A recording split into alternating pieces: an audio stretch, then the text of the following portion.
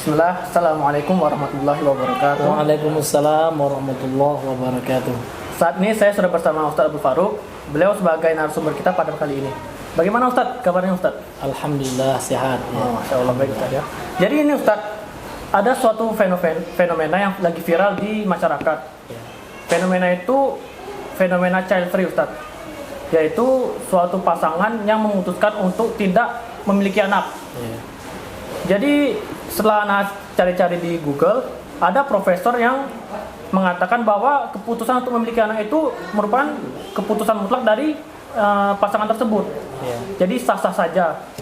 Jadi Ustadz, bagaimana pandangan Islam mengenai fenomena tersebut? Dan apa saja sih kekurangan yang ditimbulkan dari fenomena tersebut Ustadz? Tafadhol Ustadz. Ya, bismillah, alhamdulillah, salatu wassalamu ala rasulillah wa ala alihi wa ashabihi wa man walah. Wala hawla wala quwwata illa billah. Pertama sekali, marilah kita bersyukur kepada Allah, alhamdulillah, karena Allah Subhanahu wa taala masih memanjangkan usia kita. Mudah-mudahan dengan panjangnya usia ini bisa kita manfaatkan untuk mendekatkan diri kita kepada Allah Subhanahu wa taala, memperbanyak amal saleh dan memperbaiki diri dan memperbanyak taubat kepada Allah Subhanahu wa taala. Semoga kita semua diwafatkan di dalam amal saleh dan di dalam dinul Islam. Amin amin ya rabbal alamin. Kemudian salat dan salam marilah senantiasa kita bersalawat kepada Nabi yang mulia, Nabi besar Muhammad sallallahu alaihi wasallam. Allahumma salli ala Muhammad wa ala ali Muhammad. Mengenai fenomena yang kita saksikan sekarang, adanya di antara bangsa kita, di antara masyarakat kita, dan terkadang kita juga melihat ini juga dilaksanakan atau diamalkan oleh sebagian kaum muslimin. Maka Islam memandang ini adalah perkara yang mana ini dilihat dari tujuannya ini bertentangan dengan konsep Islam. Maka sebagaimana yang antum gambarkan tadi, free child itu adalah pasangan suami istri yang tidak mau memiliki anak. Padahal di dalam Islam tujuan pernikahan itu adalah untuk mendapatkan anak. Tujuan pernikahan itu adalah untuk mendapatkan anak. Bahkan Allah Subhanahu wa taala juga telah mencela orang-orang kafir Quraisy pada zaman dahulu, pada masa jahiliyah, yang mana mereka memiliki keyakinan kalau seandainya anak itu akan menyusahkan mereka. Sehingganya turunlah firman Allah Subhanahu wa taala di antaranya dalam surah Al-Isra ayat yang ke-31. Apa kata Allah Subhanahu wa taala? "Wala taqtulu auladakum khasyata imlaq. Nahnu narzuquhum wa iyyakum. Inna qatlahum kana khati'an kabira." Kata Allah Subhanahu wa taala, janganlah kalian membunuh anak-anak kalian karena khawatir takut jatuh dalam kemiskinan. Nahnu narzuquhum, kamilah yang akan memberikan rezeki kepada mereka anak-anak kalian tersebut, wa iyyakum, dan juga memberikan rezeki kepada kalian. Inna qatlahum kana khati'an kabira, sesungguhnya membunuh anak-anak itu termasuk suatu dosa yang sangat besar di sisi Allah Subhanahu wa taala. Jadi tujuan pernikahan itu adalah untuk apa?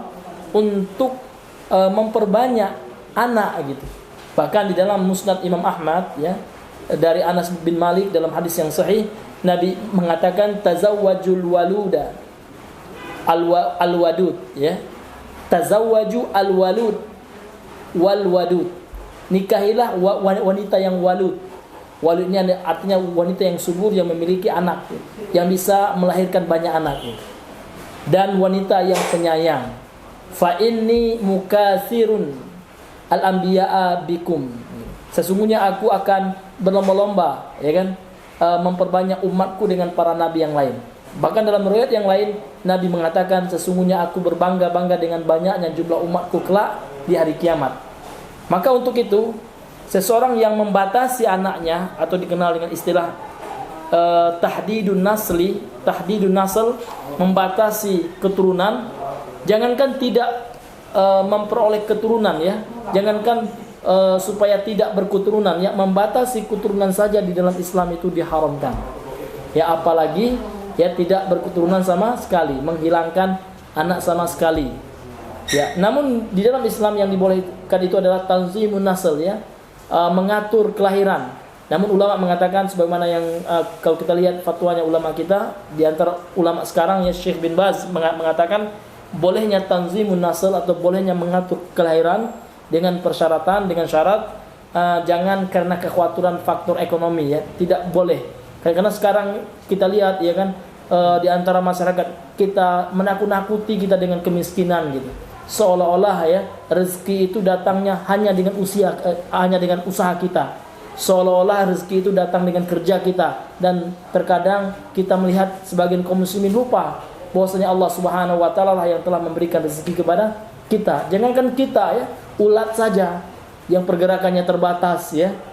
Nah, ini sudah ditentukan oleh Allah Subhanahu wa taala rezekinya.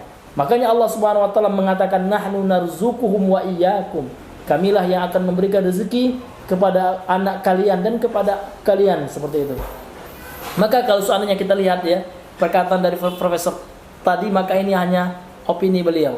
Dan kalau seandainya kita lihat ya, kita bandingkan dengan kacamata agama, kacamata Islam ya, Al-Quran dan Sunnah, maka perkataan itu tertolak ya. Karena ini adalah pendapatnya orang-orang liberal gitu. Memang orang-orang liberal ini semua hal itu, baik itu masalah agama, masalah pernikahan ya kan, ini dikembalikan kepada hak asasi manusia. Namun Islam tidak mengenal hal yang seperti ini. Karena Islam adalah agama yang telah mengatur semuanya. Ya kan, sebagai seorang muslim maka tidak layak kita menjadikan pendapat itu sebagai pegangan. Karena kita sudah sempurna, kita sudah memiliki acuan yang sempurna, kita sudah memiliki petunjuk yang sudah disempurnakan oleh Allah Subhanahu wa taala. Maka sekali lagi saya katakan, fenomena child free itu ini bertentangan sekali dengan Islam, dan ini adalah salah satu kebiasaan, salah satu perbuatan yang dilakukan oleh orang-orang kafir ya, untuk agar supaya umat Islam jauh daripada agamanya. Sehingga apa? Sehingga mereka itu hanya memikirkan kepuasan nafsu semata dan tidak lagi mau direpotkan oleh anak. Padahal ya salah satu aset yang sangat berharga itu di dalam Islam itu adalah seorang anak. Apalagi anaknya adalah anak yang soleh, ya kan? Maka seorang yang memiliki anak ini sudah memiliki aset sebenarnya. Kalau seandainya dia didik anaknya, kemudian anaknya menjadi anak yang soleh, maka tatkala dia sudah meninggal, di antara amalan yang akan senantiasa mengalir pahalanya kepada orang tuanya adalah amal soleh yang dilaksanakan anaknya dan doa yang dikirim oleh anaknya tersebut. Sebuah hadis yang masyhur, yang populer, yang sering kita dengar. Apa kata Nabi yang mulia sallallahu alaihi wasallam? Idza mata ibnu Adam yanqata 'amalu illa min thalath ya. Apabila anak Adam meninggal, maka terputuslah amalannya, maka ada 3 hal yang dikecualikan dalam hadis ini, di antaranya adalah wa waladun salihun yad'u lahu, dan seorang anak yang saleh yang mendoakan kepadanya, yakni kepada orang tuanya. Maka kalau seandainya kita bayangkan dia tidak punya anak, subhanallah, ya kan? Dia tidak memiliki aset, ya kan? Yang akan mendoakannya nanti kelak di akhirat. Ya kan, kelak dia tidak lagi berada di alam dunia ini, ya kan? Maka dia sungguh sangat merugi sekali. Nah, ini hadirin yang dimuliakan oleh Allah Subhanahu wa taala, maka membatasi keturunan ini di dalam Islam ini terlarang ya. Karena Allah Subhanahu wa taala yang melarangnya. Kemudian yang kedua, apalagi ya, fenomena tidak berkeinginan memiliki anak, tidak memiliki anak sama sekali, dan ini justru lebih dilarang oleh Islam gitu. Ya. Berarti perbuatan itu merupakan suatu perbuatan yang merugikan, Ustaz ya? Iya, ini sangat merugikan gitu ya. Ini sangat merugikan gitu. Bahkan kekuatan kita pun melemah gitu. Kalau seandainya kita lihat orang-orang Yahudi sekarang ya, mereka malahan menyuruh istri mereka untuk memiliki anak yang banyak gitu. Ya kan, malah umat Islam ya dicekoki ya, diberikan propaganda untuk membatasi keturunannya. Ini melemahkan kekuatan kita nantinya seperti itu. Iya. Ini sangat merugikan, baik itu dari aspek agama, kemudian dalam aspek dunia pun ini justru juga merugikan umat Islam sendiri kalau seandainya dilakukan oleh umat Islam gitu. Ya. Jazakallahu khairan Ustaz atas jawabannya. Alhamdulillah akhirnya sudah terjawab pertanyaan perihal fenomena child free tersebut. Semoga kita dijauhkan dari perbuatan tersebut sehingga tidak menjadi suatu kerugian bagi kita. Nah. Jazakallahu khairan Ustaz. Wa yakum jazakallahu khairan aidan. Baiklah, sekian dulu sesi tanya jawab kita pada kesempatan kali ini. Kita tutup dengan doa kafaratul majlis. Subhanakallahumma bihamdika asyhadu an la ilaha illa anta astaghfiruka wa atubu ilaik. Assalamualaikum warahmatullahi wabarakatuh. Waalaikumsalam warahmatullahi wabarakatuh.